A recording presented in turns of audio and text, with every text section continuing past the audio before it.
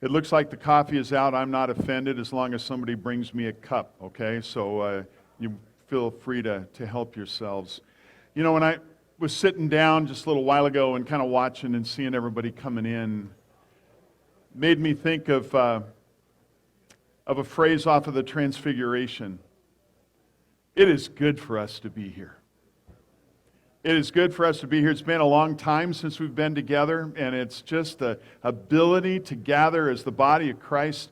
What I also want you guys to note is one of the things that I see it as kind of a fulfillment of what we've been praying for and working for over the last 3 years together in this ministry. And that is, as you look in our room, you see more diversity than we saw 3 years ago. We have now in our district, we have a brand new Hispanic circuit that gathers as an affinity group. Thank you, Barbara. And our Korean circuit, so many of those brothers are here, and others that represent different backgrounds and cultures. And it's our prayer that the Pacific Southwest District is going to become more and more truly what we consider to be an international church body. Because that's our environment, that's our mission, and that's the place in which we function. Well, it's my privilege to be able to spend a couple of minutes with you this morning. And the second hour after the coffee break, formally, you're going to hear from some of the members on our team to give you some updates on some of the critical things that we're doing together. But I want to just start with just some of the clarity that I think that we need to make sure that we say about what are expectations of district. And the more I'm doing this now, as I'm finished 3 years, the more I realize the district doesn't do mission and ministry. The district resources you to do what you do in your context. And that is such an honor and a privilege for all of us who work in the district team to be able to help provide that kind of thing so that you are doing and you are engaging in your Rubicon moments and how you have had over the last 18 months to pivot and then pivot and then pivot. And we could keep going, right? Because just as soon as you figured out one of the things, they changed the rules, and we had to do it again. And you have been that kind of a blessing to be able to come alongside of you and to be able to resource you. And we hope that the resources that we have been working on so hard with you and trying to answer your questions. We made a commitment that if you asked us and you sent us an email, if you sent me an email, if you sent Dom an email, you'd hear from us within 24 hours. And I am proud of my team that they have worked so hard because in your crisis, we didn't want you ever to feel like you were standing alone. And so I just would ask you for a moment, would you join me in thanking the PSD team for their work?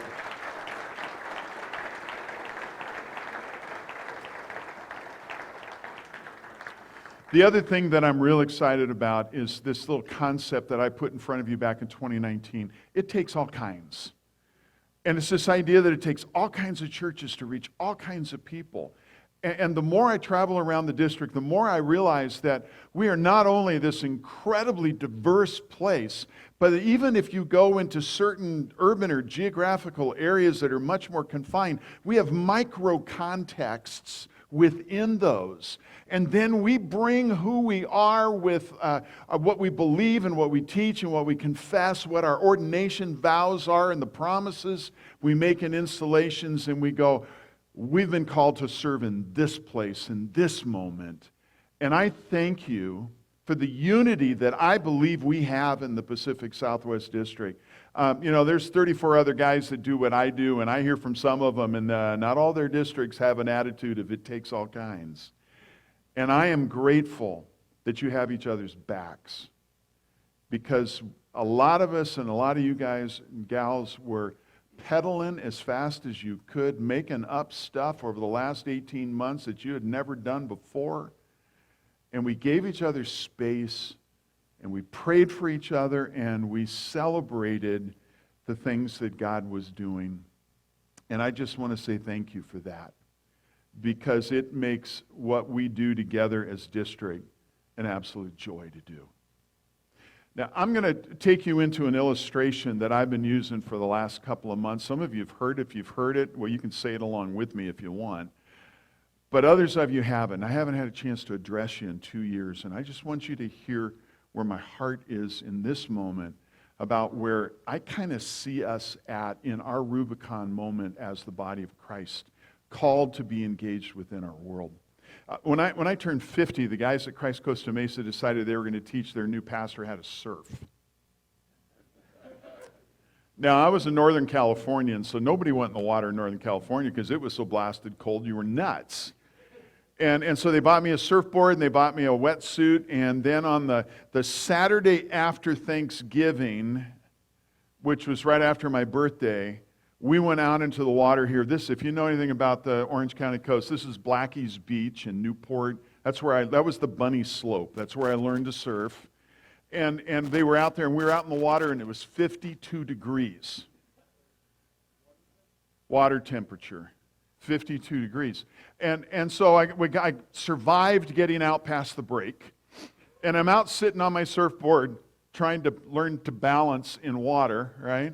And I'm sitting next to my buddy Chris, and Chris is trying to tell me about how to do this thing. And so I'm getting up and falling down, getting up and falling down, getting up, and I ride in a little bit further. And then, of course, I get caught in the churn of all of the surf and eating the bottom and all the rest of that. And I get back out to him, and we're after a couple hours of this, I look over at Chris and I go, dude, I'm sorry, I am no surfer.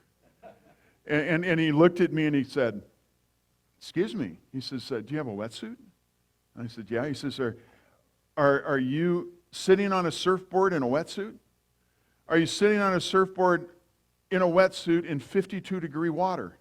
And I said, yes, I am. He says, what other lunatic but a surfer would be doing that? And so I'm a surfer, right, until I blew out my shoulders, and that doesn't happen anymore. But one of the things that he taught me was about the concept of currents, because you have to learn to respect the ocean, right? And he taught me about the currents and how we can get caught in the currents, and particularly in the areas and the issues of riptides. And if a riptide catches you, you've got a choice that you're going to make. And we're sitting out on our boards, and he looks back and he points, and he says, Mike, you see where our backpacks are on the beach, where the towels are? And I says, yeah, I see it. He goes, your tendency is always that you're going to want to go back where your backpacks are, because that's where your stuff is, your car keys are in there, all the other stuff that you're going to need in order to go home. You're going to try to force your way back there, but if you're caught in a riptide, it could kill you if you force your way back to where you were. He says, what you do, he says, that the current will typically carry you parallel to the shore until it turns so that you can move up onto a new place on the beach. And then you walk back to where your backpack was. Guys, gals, this is my picture of where we're at right now in COVID. We've been caught up in a riptide that has deposited us in a new place on the beach. Now, it makes me think of the end of John's Gospel. I love, we all love the resurrection appearances, but it's given me a new understanding for how Peter responds in this resurrection appearance. Remember that little phrase where he says, I'm going fishing. I think that's Peter saying, you know what? This last week's been an awful lot to process. We had dinner Thursday night. We went for a garden walk. We prayed. You got arrested. You got beat. You were crucified, died, buried, resurrected. I'm going fishing. Right, Poles? And going fishing allowed for this moment of going,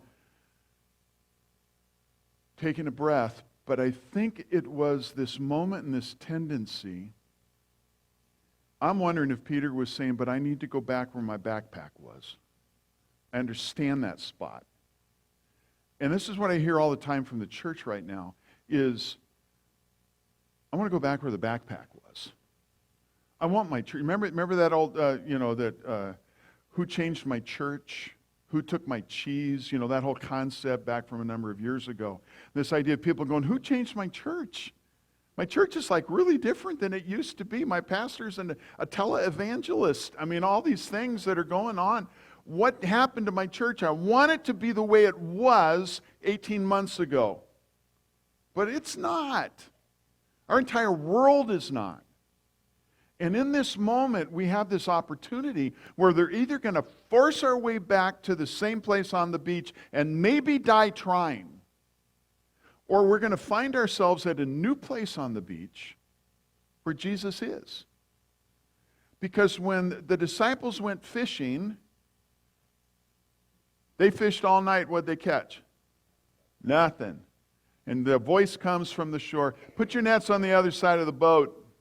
We're going to do it a new way. We're going to do another. I mean, you know what you're doing. You know what you think you've done. You know what you did all night. Watch what I do. And the miraculous God said to them, the same ones, and this is a wonderful bookend in the Gospels, right, where he calls them and says, I'm going to make you fishers of men. And then all of a sudden he shows them that when you do go fishing, it's not going to be what you do, it's what I do. And they catch this incredible catch. And when they come to the shore, who's already there? Jesus is. Now, I don't know if he was stalking them or what the deal was, but when Peter and the others said, we're going fishing, Jesus showed up at a new place. What he was going to show them, that he's doing this new thing. And this is our moment in that place. And we're there right now as the leaders within our own district and our congregations, and we're saying, what is this new place? What is this going to be? How has the change changed? Did the rules change? Did the what is going on here? How do I do this? And the thing we need to remember is what? Who's the one who catches the fish? Jesus is. And we don't want to lose track of that. But I also want us to make sure that we realize that forcing our way back to the way it always was is not the place where I believe God has taken our world. Now, our world is messed up like never before. Divisiveness and struggle and all the rest of that. And here's what I kind of believe with all my heart, is that the entire world has learned over the last 18 months that what they were counting on failed them. And what do we have? The one who never fails. Hold on to that tight. Embrace it. Chase it. Live with it confidently, right?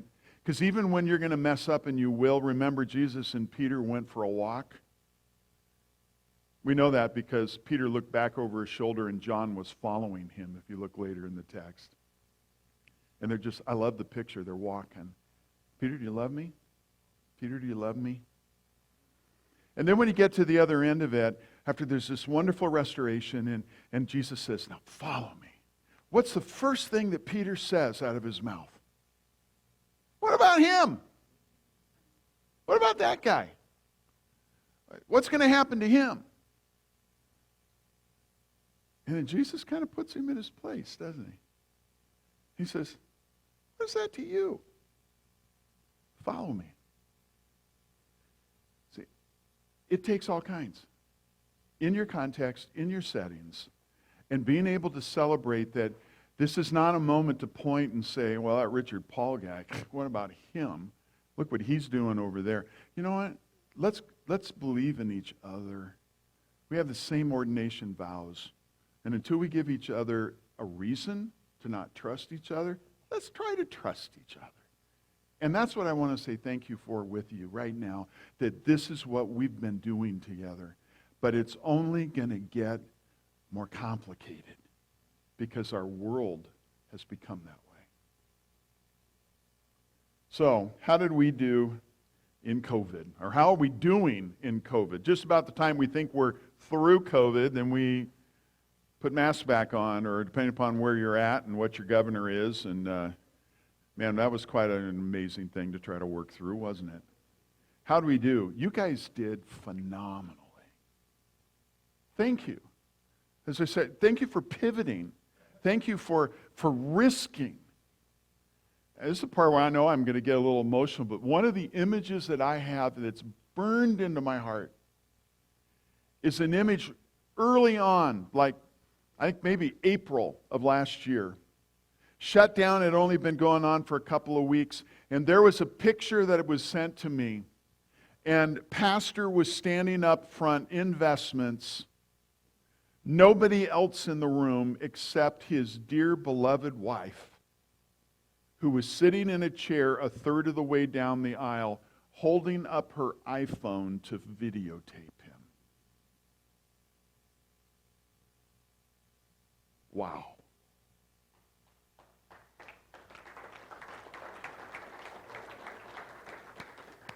And so I bring that up not just to say, pastors, you're amazing, but you know what? Pastors' wives, you are amazing. That you have stood alongside your men when they were just knuckleheads for a bunch of months, right? Trying to figure stuff out and loving them and encouraging them, saying, you can do this, we can get there. Thank you.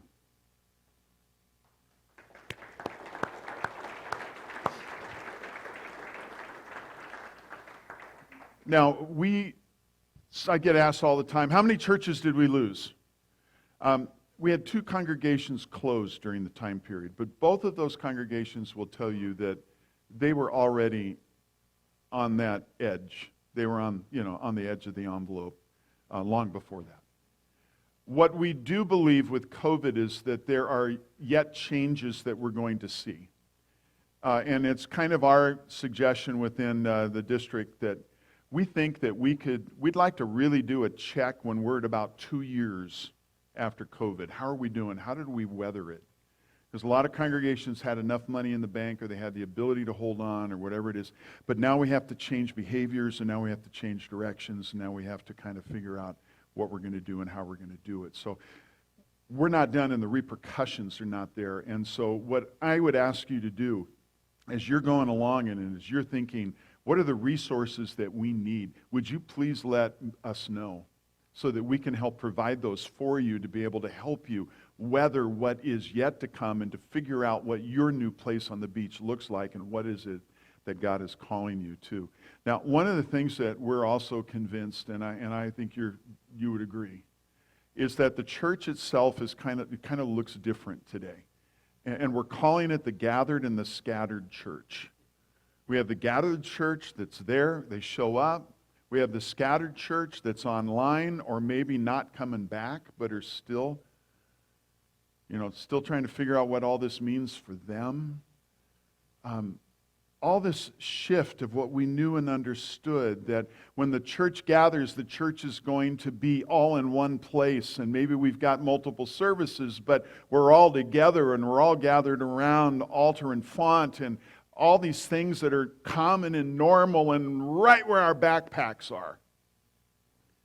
And now we have a church where some are saying to us that we've had a loss of about 30% of our attendance. And the more I talk to many of you, the more I hear that that's not uncommon. And many of those folks are online because they frankly like their cup of coffee and their jammies on a Sunday morning. And it's easier with the kids and all the rest of the reasons that they give. But we now live with the reality of the gathered and the scattered church. So that raises questions for us. How do we do discipleship with a scattered church? How do we engage and try to invite back and to take deeper? How do we do leadership? How do we tap some of those rich and wonderful resources of people that are out there that are not regularly in the building anymore? How do we do this? You see, it's changed. And we've got to figure out what it means. And I'm not up here to stand to tell you today, here's how you do it. But I guess what I would say is, accept it as a reality. And now let's go figure out what it means in your location, in your congregation, in your community, because those micro contexts have required that we're going to have to approach this in different ways. You know, in the state of Arizona, governor here never said the church was not essential. California, we've never even got the governor to respond to the letters and communication that Mike Lang and I tried to send to him to at least, would you just acknowledge that we exist? Nothing. In Nevada, and the frustration that casinos matter more than the rest of the organizations and churches and the communities. Everybody was in a different place, and we still are. But the reality of the gathered and the scattered challenge is going to be before us. I want you to just take a look at this. This is just kind of something new that I'm working through, and Dominic and I are kind of thinking about. What does the gathered, scattered mission field look like today? And I think that through COVID, the classifications and the areas of focus are starting to even expand a little bit in the challenge. We've got the congregational Christians. These are the ones that are going to show up. These are also the ones that are very faithful and say, hey, I'm online every single week. There's the gathered, scattered reality. We got to figure out what to do with that. We've got the non-congregational Christians. More and more people saying, I don't need to be there. It's becoming a bigger reality for us. The idea of house church environments, micro churches, are things that are being talked about on how we might be able to address those who say, I'm not really a congregational. It's not non-denominational, it's non-congregational. I just don't need to be there in order to be who I am. We always had those folks, but there's an increasing number in it. By the way, we'll post this on our website so that you guys have everything. You can pull it down. Cultural Christians we've always had are C&E folks, right? They're going to show up at Christmas. They're going to show up at Easter. Question is, are they going to show up in person anymore? That's another part that's shifted for us. De-churched, we're familiar with that. Those are folks that have had some kind of church connection, but then over the years they drifted away. There's at least a little bit of a bridge between the church and them that we can try to build on and such. But then we've got the push in our world today that says, well, I'm spiritual, I'm not religious. Now, those are a challenge, aren't they? How do we do that? Those are going to take more and more intense relationship efforts, because the ability and the opportunity to share Christ is going to happen because of trust. And the fact that they're going to see, hopefully, that it's not about religion for you, but it's also about your own relationship with Jesus, that you then bring to them in the conversation that you have with them. Evangelism changed. For those of us who've been around for a little while, trained in dialogue evangelism or Kennedy evangelism, you go knock on a door, in 20 minutes you led someone to Christ and you were on to the next one. Discipleship follow-up was really strong back then, right? Not so much. Things have changed now. It is a journey. It's a relationship. It's the marathon of relationships to see this happening for us. Rejectors. This is a group that I've just kind of identified that I think says for me what it is I'm looking at with those in our world today. You hear it much more publicly now, and you read about it on news feeds and on websites, on social media. Outspoken people with some presence out in the greater Christian world who have now rejected Christ and have done so publicly. And that they've rejected him. Really, I think this is probably as close as I see to what that sin against the Holy Spirit looks like when it's lived out within our culture. Okay? And then the nuns, we know those. Those are those who have just nothing. They have no connection, no knowledge, no understanding of anything that's about Christ and who he is and what he does. Those are also, well, frankly, those are the young people that are around us more and more. And that's one of the blessings of our Lutheran schools. You're going to hear from Rachel in the next hour about how COVID was honestly one of the greatest things that ever happened to the Pacific Southwest District schools. And those relationships are being built. Because you know what? When somebody entrusts their baby to you, there's a bridge of relationship there that you couldn't pay for with marketing. And our schools give that to us. And then the final one I think is there, and this is the antagonist. This is the very aggressive, anti-Christian, atheist kinds of positions that we're seeing stronger and stronger all the time. Guys that, JASA gets connected to and talks to regularly on college campuses. This is the stuff, and I think part of the challenge for us. So often I think in the church, what we have done as Lutheran Christians is we've kind of looked at the congregational Christians and the cultural Christians and the de-churched, and we've said, well, that's what we're kind of equipped to go after, so let's go after. They're the low-hanging fruit. And the fruit has all changed. One of the things that we wanted to give you resource-wise to just help you is the book we gave you as you registered. This is a book that I'm excited about. It's called The Great Sending. It's a group, a bunch of leaders within our church body present and more recent, those who have maybe served in some offices for us. But what it focuses on is this is what God has called us to, is to His mission.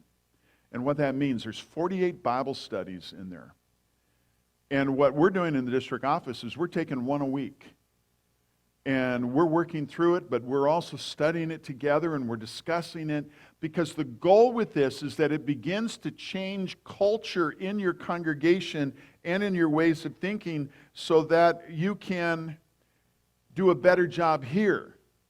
And it's really going to take the entire church of being able to connect with one another and to be engaged and to realize their role, their involvement, their purpose with the great sending that God has sent us. Even as the Father has sent me, so I send you.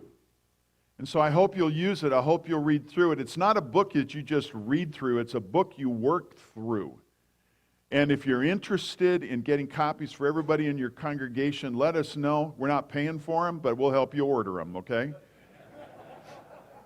But I would encourage, many of you have used things like Zach Zender's Red Letter Challenge or Bean Challenge, this new resource that are wonderful resources sometimes for the Lenten season or however you would do it. I'd encourage you to consider this. This is the moment the world has discovered that what they counted on didn't work. How do we equip the church in order to respond? This is one resource we wanted to put in your hands. Okay? I hope it's helpful for you, and I hope that it helps to encourage you and your people about where you can and how you can lead forward in this. Well, I want to shift a little bit now, and I want to just kind of share some of the things that we're working on. If you pull that stack of paper that's in front of you, there's a copy of this that's there. It's a little easier to read than what you see on the screen. And I'm just going to hit these quick and highlights. These are kind of 8 really important pieces that are working out of my office, as well as in our other departments. Leadership development. We believe that the healthier the leader, both emotionally, physically, spiritually, conceptually, and how to go about doing what we do, the greater possibility of the health of the ministry. And that's true not only for pastors, also true for school administrators. And so we have launched into a very committed way of doing that with a new coaching plan. And Dominic's going to talk a little bit about that later. So I want you to just hear it and know that it's there. We have a goal of having 100 Pacific Southwest District leaders, both professional pastors, school administrators, and also lay leaders within the congregation who may be engaged in these. We have raised up, about 20, Dom, leaders and coaches within our own district that have been trained for this purpose. And so we want to keep working that. The second one on the left side is the multi-generational, or multicultural rather, immigrant ministry expansion. I kind of referenced that earlier. This is a big deal for us. This is a place that we need to step into. As far as I'm concerned, the Pacific Southwest District should be the leader in the Lutheran Church Missouri Synod in international ministry focus, immigrant ministry engagement, raising up people from within immigrant communities to become leaders and shapers within the life of the church, clergy, teachers, whatever it might be. And we're going to keep pushing that. I'm going to talk in a minute about pastoral formation and some things like EIIT. The Mission Training Center is a piece Mark Siegert's going to kind of hit you with. This has been in existence for a while. We've had a lot of people over the time since 2016 who've said, well, we don't do training of deacons anymore in the Lutheran Church Missouri Synod. Oh, yes, we do. I just can't license them for specific word and sacrament ministry in a location. We're still training deacons. We're still training parish ministry assistants, the female version of the same. And with that, we're certifying them for ministry in your congregations under your authority as pastor. And for you then to use them within the ministry of your congregation. Ministry Training Center is an online method by which we can do that training. This is now a partnership with the Pacific Southwest District, Cal Nevada, Hawaii, and Northwest District in order, we own this together in order to make sure that we're helping to raise up the leaders we need on the West Coast for this moment. And you're also going to learn that we're not too far away from offering our first courses in Spanish. And our commitment is to continue to expand that. A couple of years ago, I introduced you to the idea of what we call retain, remodel, replant. How do we strategically look at the communities in the areas where we have ministry and locations?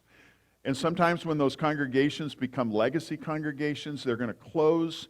How do we really identify what should be sold, what should not be sold? Where are the growing, revitalizing communities that if we sold, we'll never get back there again? One of the hottest places in Southern California today to have property is Inglewood. Most of us would know 20 years ago I wouldn't have said that statement, right? But it's huge. And we have 3 congregations. Anthony, where are you?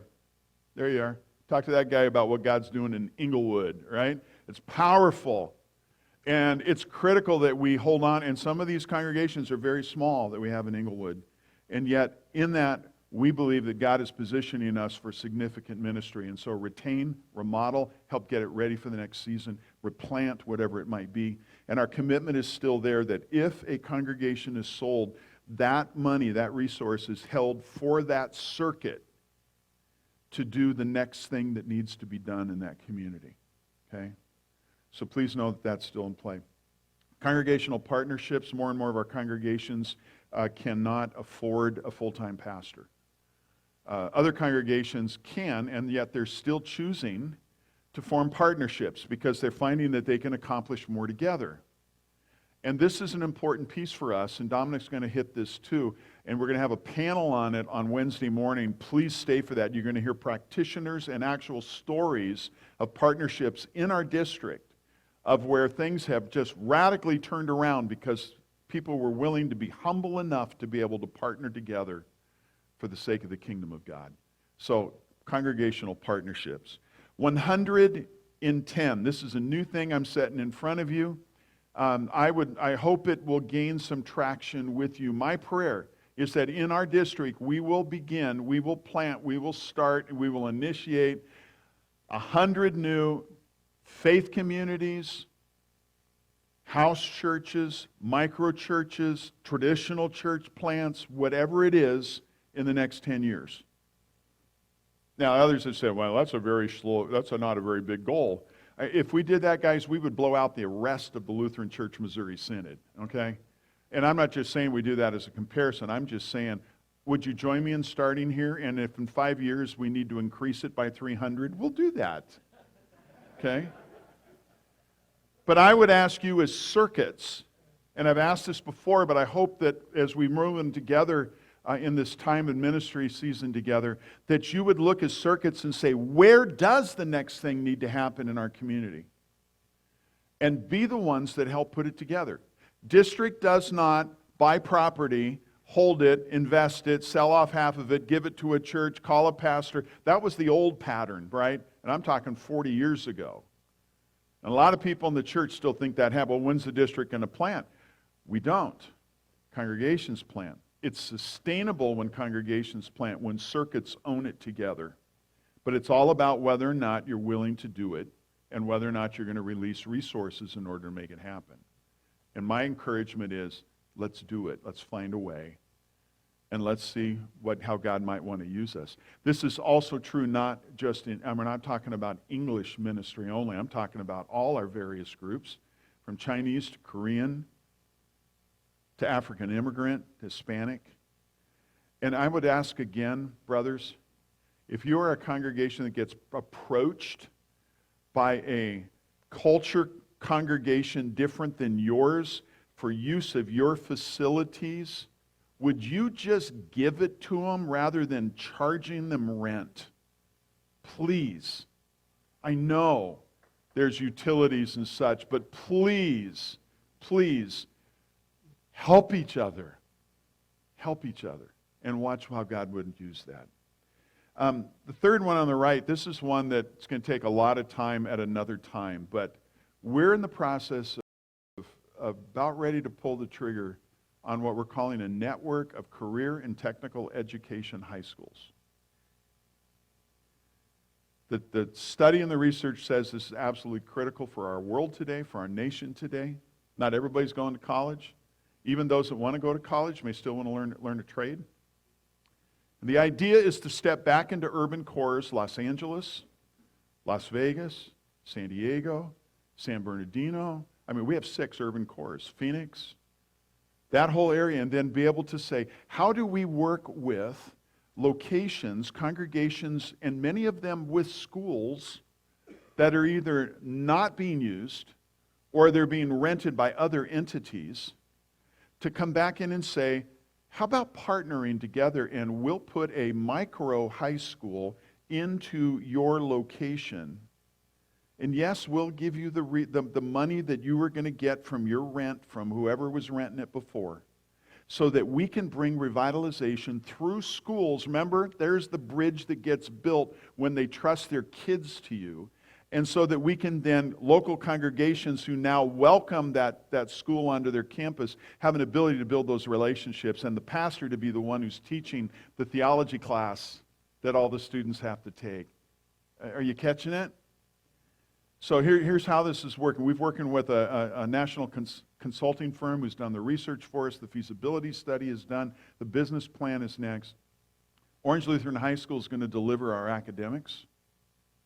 And then Open Sky, which is a national Lutheran-based group that works across the country, they're going to provide, they now are creating a brand new back office so that everything that needs to happen from HR, employment, taxes, all this kind of stuff is going to happen and be supported from that. And the goal is to be able to bring education, and then with partners in the trades and the organizations that we're working with.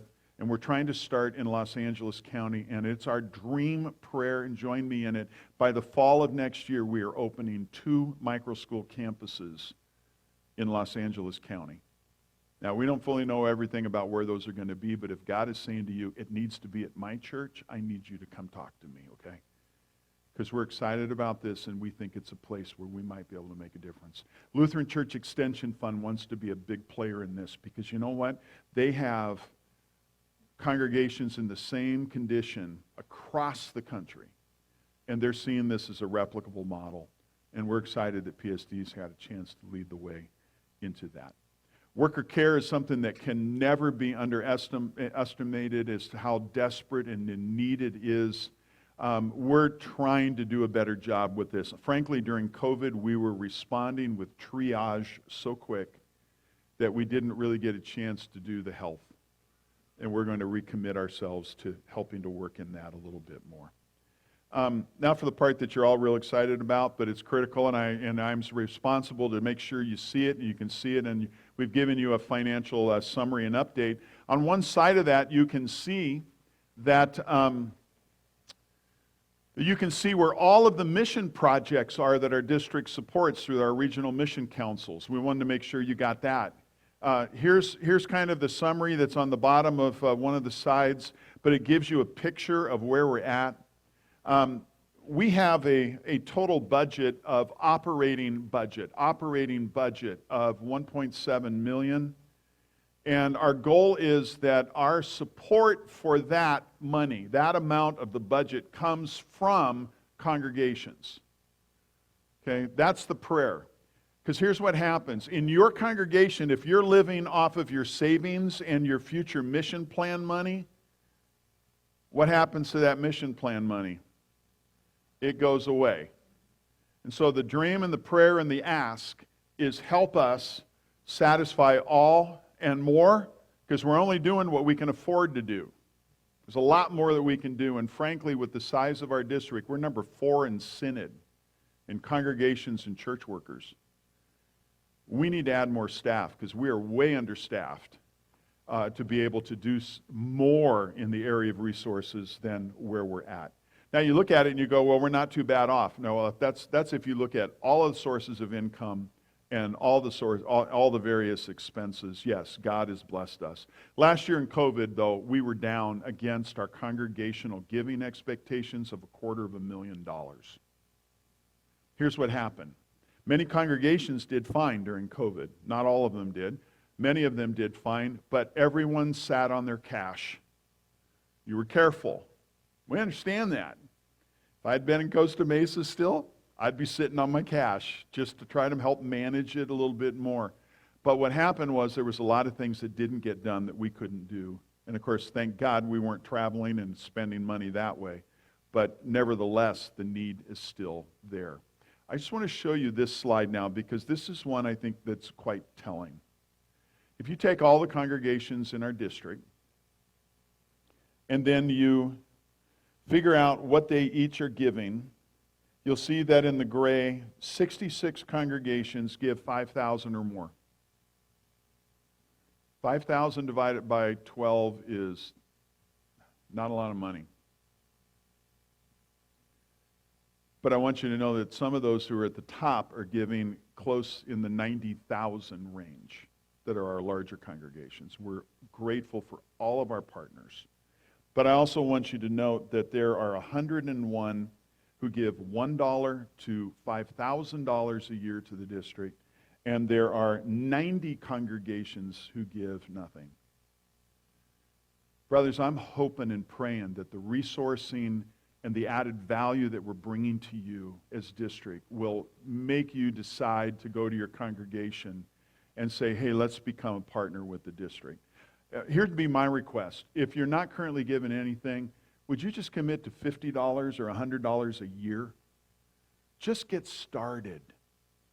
Just get started. Give us a spot in your budget.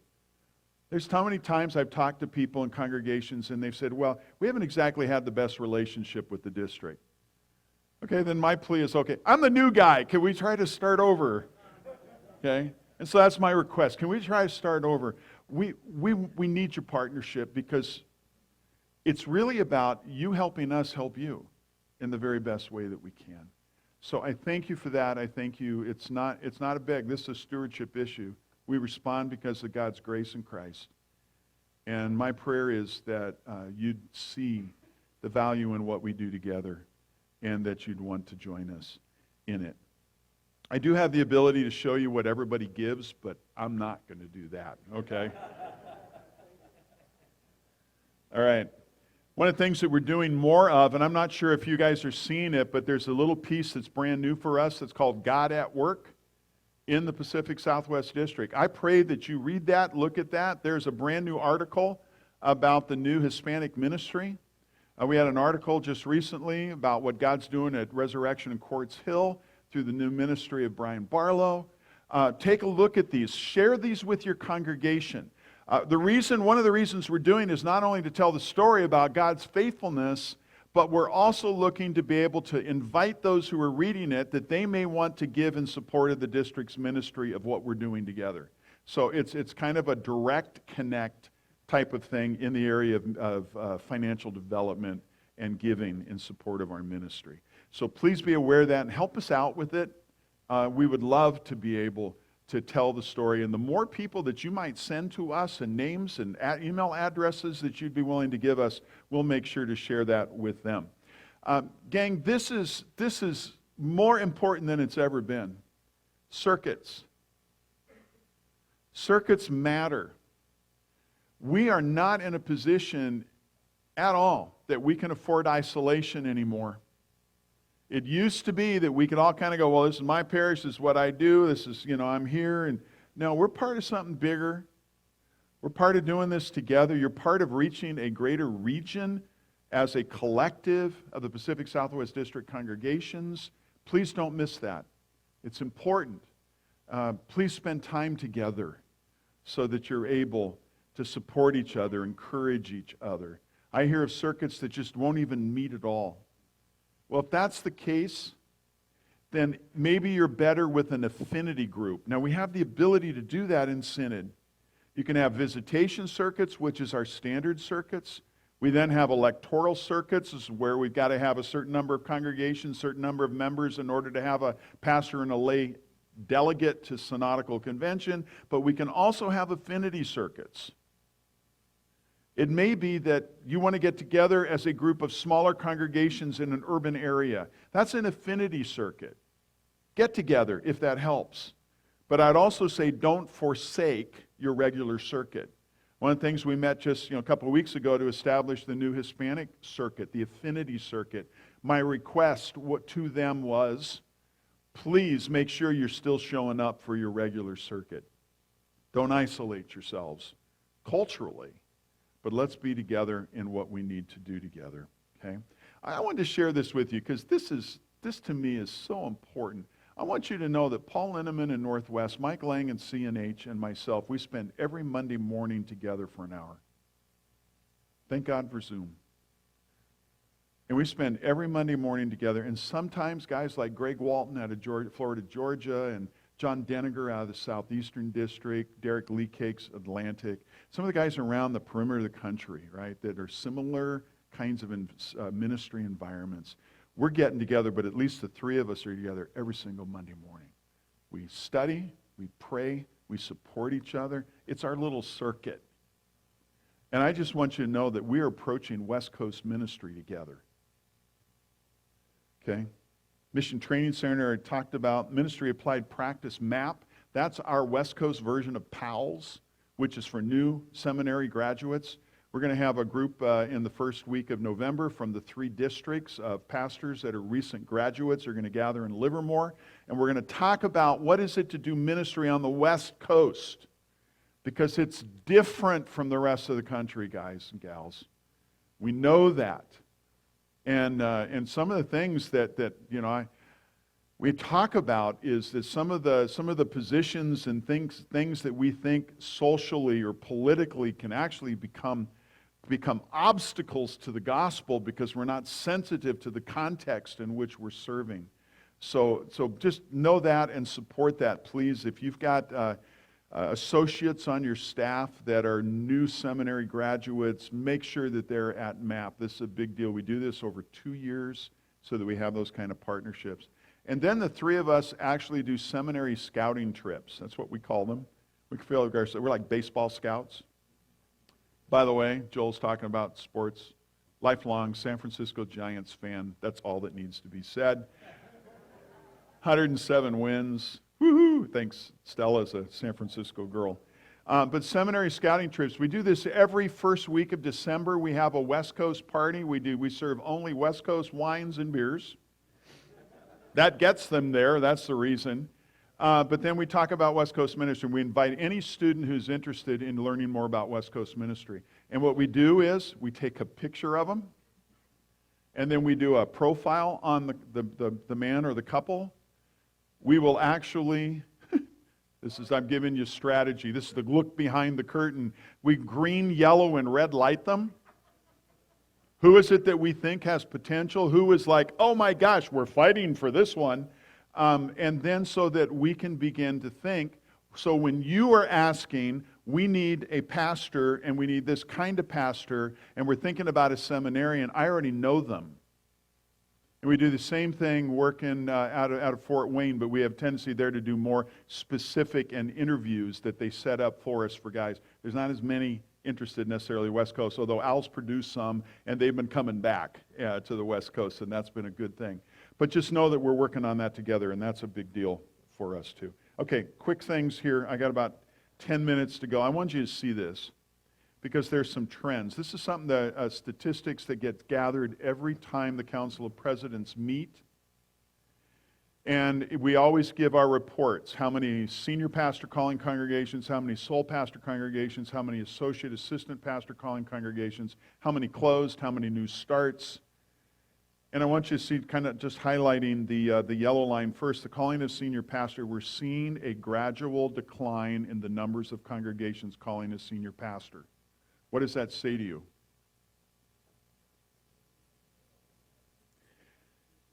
It says that fewer congregations can afford a multiple staff, multiple pastoral staff.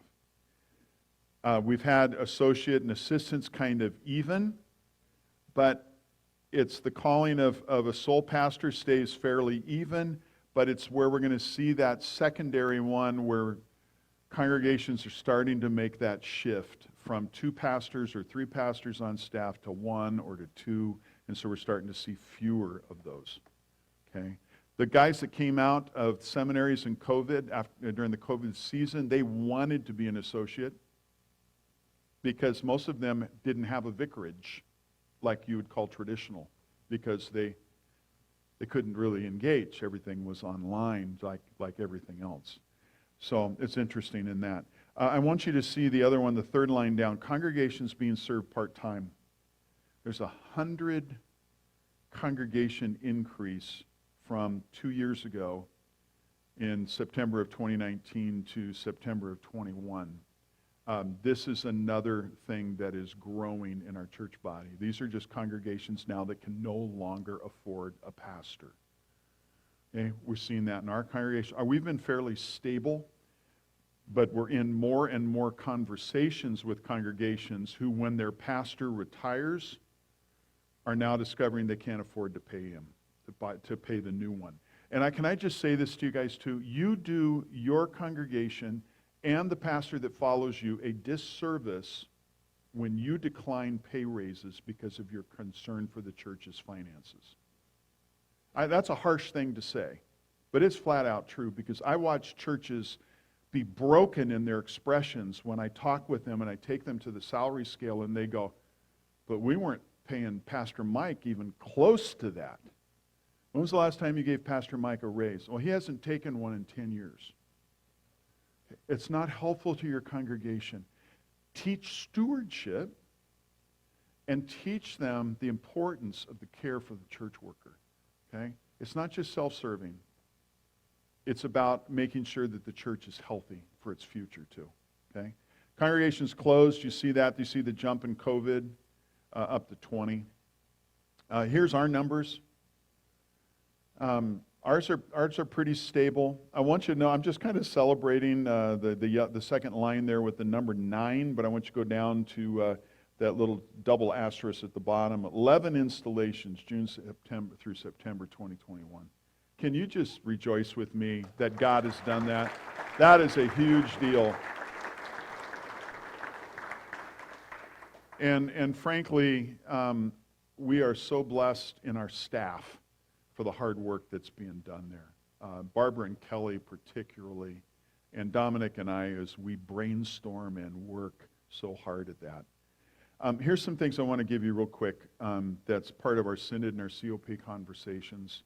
And by the way, I'm going to offer, because I know we're going to run short, I'm going to offer that during lunch today, because we're going to eat in this room, if you would like, I'll come up here and we'll have roving microphones and we'll do Q&A during lunch if you'd like to work with me during that time, okay? Here's our current pastoral status: 9,632 LCMS pastors, 5,800 active, 3,200 emeritus, 404 on candidate. Okay? And that candidate might be something to ask me about at lunch to tell you how we're working with those. Here are brand new numbers. Concordia Plan Services just gave this to me this week. Brad James and company, thank you. And you're going to hear from Brad in just a second. These are the projected retirements based on the 21 active pastor population of 5,800. Between now and 2030, we will see almost 2,000 pastors that are going to retire. All right? There's nothing wrong with retirement, okay? So brothers don't go, well, Gibson won't let me now. I have to stay. Do not tell your wife that. That's not my fault, okay? Here's the slide that I don't know how we got hold of this, but I want you to see it. This is out of Synod's Department of Statistics, October 15th, 2019. The blue bars are the retirements during a period. The first bar on the left is eligible to retire now. The second bar in 1 to 5 years, then 5 to 10, and then 10 to 15. The green is the remaining clergy. Do you see what's happening? The red stripes are the new seminary graduates. They're suggesting 150 a year, but then they're building in a decline of 5% a year from that 150 number. So if you look at this, and if you take the green on the far right and the red lines on the far right showing through the blue, I'd say you're at about 3,250. Is that fair? 3,300. 3,300 pastors available in 2030 to 2035. How many congregations do we have in Synod? 6,000. I'm already telling congregations there's way more competition for pastors than there's ever been. I'm also saying to you today, you are the greatest influencers on a young man, a young woman for ministry to the body of Christ. Who are you talking to? Who are you saying, hey, you ought to be a pastor? How many of you had some pastor, some grandma, somebody somewhere down the line who said, you know what, you'd make a great pastor someday? Raise your hand, would you? Okay. Do you think that method's changed? We need you. We're asking you to step up. Okay? Now, I'm going to show you a little bit of my own alignment, which shouldn't surprise you on anything about pastoral formation. But, we currently have our residential programs at Fort Wayne and St. Louis, our regular 4-year, incredible, on ground together, interfacing with students and professors. This is the emphasis that Synod is going with. They want to go all in on what they're calling the gold standard, which I struggle with because that just says CMC, SMP, CHS, and EIIT are not gold standards. CHS, by the way, is Concordia Hispanic. Okay? And then EIIT is the Ethnic Immigrant Institute of Theology. Okay? Important, all of those. CMC, critical. CMC is the hybrid group. Yeah. Thank you to Steve Mueller and Glenn Flugie, who leads that program, and Dr. Thomas for being that kind of partners with us in that. Here's the piece that to me has to be pushed, and I'm asking you in your conversations to push it. New and younger generations expect options in educational delivery. You just saw the statistics of where we're going to be at in 2030 and 2035. I'm not sure it's going to be filled with residential only. What's your congregation's expectation today on your ministry? It's gathered and scattered. We're going to raise an entire generation of potential future workers who know only gathered and scattered church. And if all we're going to do is force them to be on ground only, I think we're coming up short. So you can take issue with me on it. I'm fine. I'm a big boy. There's a lot of different opinions. I was shaped in formation, in seminary, on the ground. I get it. I loved it. It's not necessarily what our current generations are expecting to have the option. Okay? That's why CMC is so important. It's our prayer that we're going to be able to offer at convention next year a resolution that asks Synod to open up CMC to a greater part of our nation and those candidates that would qualify for it. Okay? It may take us 15 years to get it changed, but let's at least start the conversation. Dale? Cross-Cultural Ministry Center. Okay? Does that help? Just with that. You know that. Okay. And if you get a chance, if you're going to be with Glenn Flugie tomorrow on the breakouts with the cross-cultural ministry, you're going to get a chance to hear a little bit more about this. We're also doing a lot more work on colloquy. Immigration issues and rostered status is a big hot button right now for us on the COP. How do we help those people who have non-residential status to move towards calls, and how do we help them get from where they're at right now to a green card or to an R status of religious status? How do we do that? And so we're working more and more with that. We're real blessed. Miwa Niederbrock, John, our COO, his wife is a wonderful immigration attorney who's a super resource for us. Also, Alliance Defending Freedom. If you guys aren't aware of this, make sure you're learning about their stuff. They're very helpful, and I encourage you to become familiar with them. I'm about out of time, but I'm just going to put these up for you.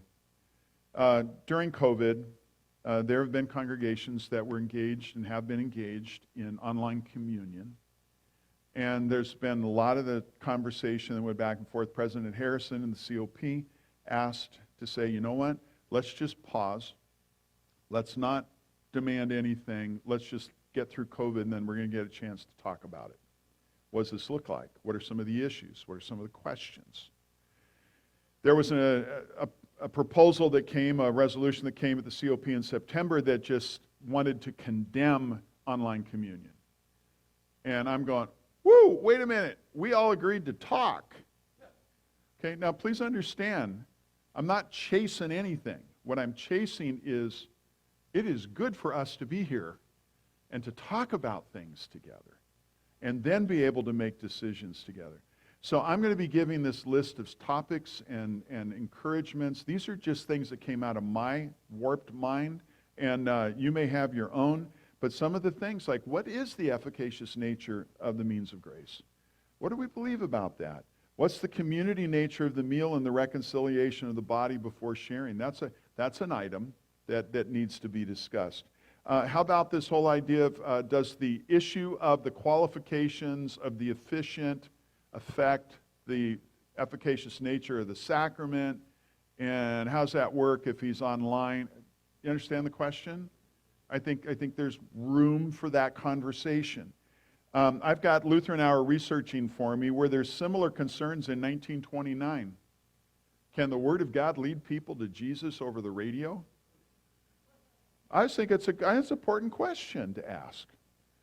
Proximity to the altar. This is a big issue in our church body today.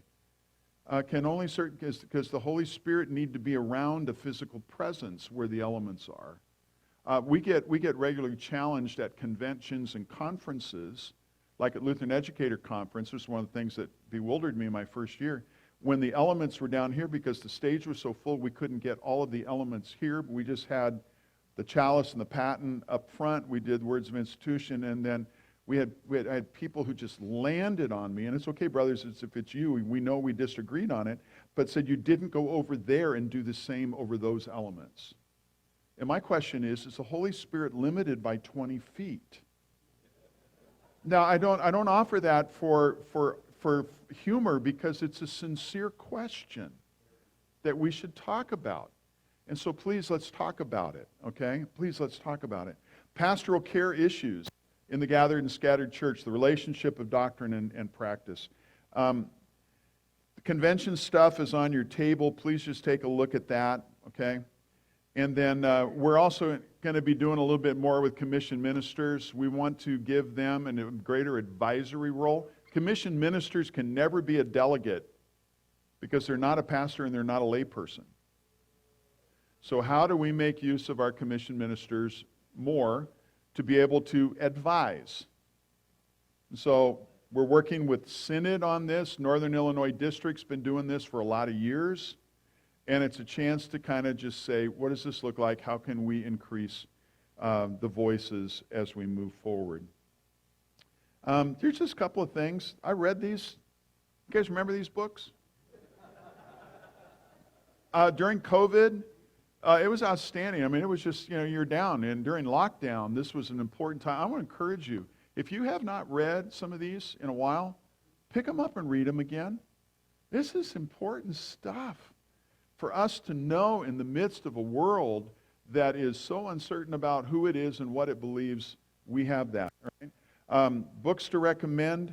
If you're getting close to retirement, I think I'd recommend this book called Next. It is not Lutheran. You've got to baptize it. But you know what? It has principles of how to prepare your congregation and things to think about that are very, very helpful. I think it's probably the most important book I've read for my role. And when I talk to other DPs, they say it is critical. It's called Next. Then this book, in the idea of what would 110 look like, the church's movement, this idea of starting and sustaining, that's one of the challenges today, is in missional communities, and book that will push you as you think. And then this one is Better Together. We're buying these and giving them away. This is a book on partnerships. What's working? There's even a Lutheran example in there, right? Of course, it's Minnesota, and that's a different world, but nevertheless, it's something that's real helpful. Just final, I just want you to be aware that I also am engaged in other things. Council of Presidents rep to the PLI Board of Directors, Pastoral Leadership Institute. Todd Moritz, where are you at? You in here? He was just in here. Todd is part of the PLI team. He's here. Make sure you stop by. And if you haven't learned about what's going on with PLI, there's a whole new side of PLI. If some of you were early, like me in 1999 class, there's all kinds of new stuff you need to hear about. Mission of Christ Network, I'm on the board of directors, which is a lay-sending mission agency that's Lutheran Church Missouri Synod in its mission, not synodically, but LCMS congregations. And then Cross Connect, which happens to be Jackie Esch, that's Joel's mom, who has written an incredible series of Bible studies that are now in 24 languages, and over 100,000 copies have gone out around the world. They're free for download in Spanish, in Chinese, Urdu. For some reason, the area around Pakistan and northern India is gigantic, and they're picking these up. We even built a little house, and it's a printing center where they have these printers that are like 10 hours a day chugging out copies so that people can learn the Word of God. Anyway, take a look at it because it's available for you as well. crosscm.org.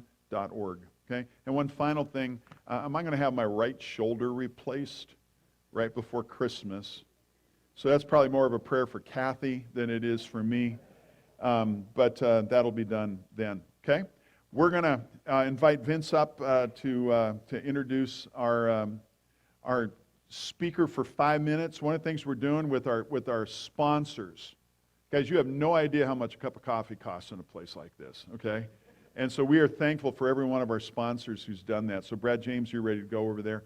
And then also at lunch, our lunches are sponsored today and tomorrow. So you don't have to pay. You don't have to pay for them, which is great. But we're asking you, listen and stay in your seats to hear from our sponsors, okay? Because we couldn't do this thing at the level we're doing it without what they're doing too. So come on.